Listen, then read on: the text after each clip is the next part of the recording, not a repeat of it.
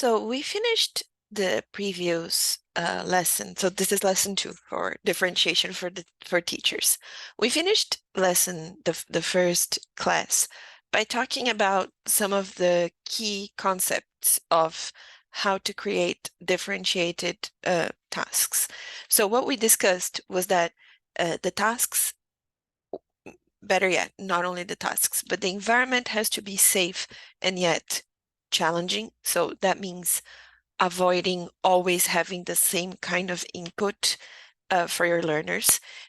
It also means providing support, more or less support for the output, depending on the level of the learner, depending on how comfortable they are when they're speaking English.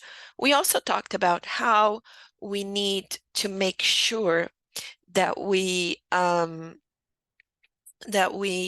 understand the essential knowledge of a certain unit of work or of a certain uh, class, a certain text. So I thought that we could practice first with texts, and then we can go on to units of work when we go for more specific lessons for ensino infantil, ensino médio. I think that's going to be more appropriate. So I'm going to give you some time. You can hit pause in your video, and let's think of what is essential knowledge in this text. I got this from Intertwine. I think it's year 6.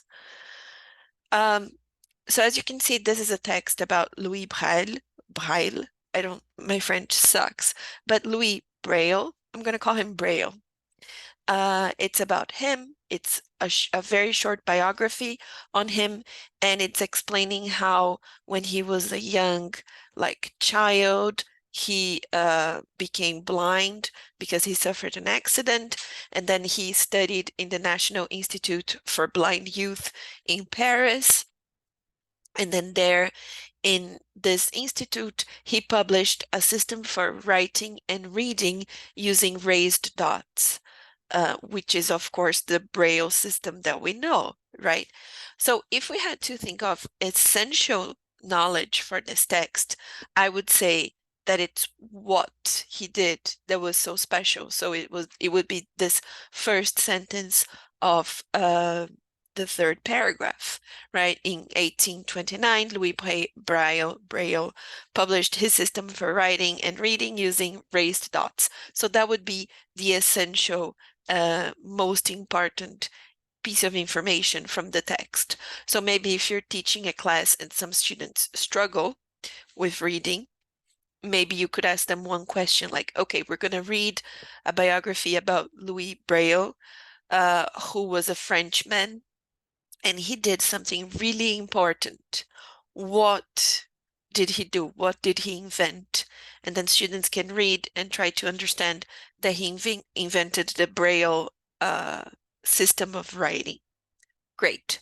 So this would be one way of differentiating, asking some students more detailed questions, like maybe when was he born, or how did he get blind, or how was he as a student?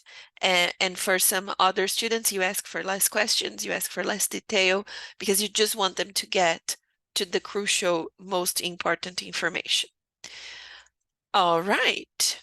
The next one, I want to do a video, so I'm going to have to stop sharing, and I'm going to have to share my screen again, but this time sharing sound.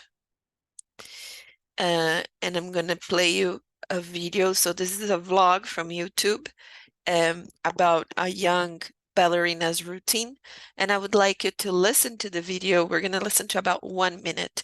So what would you say is essential content from this input source? So I'm wearing the booties that I wear for dance. I have a super long day of school and dance, so let's do it.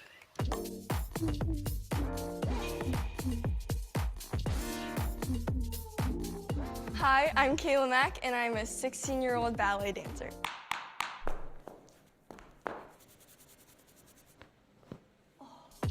I dance 6 days a week, 5 hours a day, and I'm a junior in high school.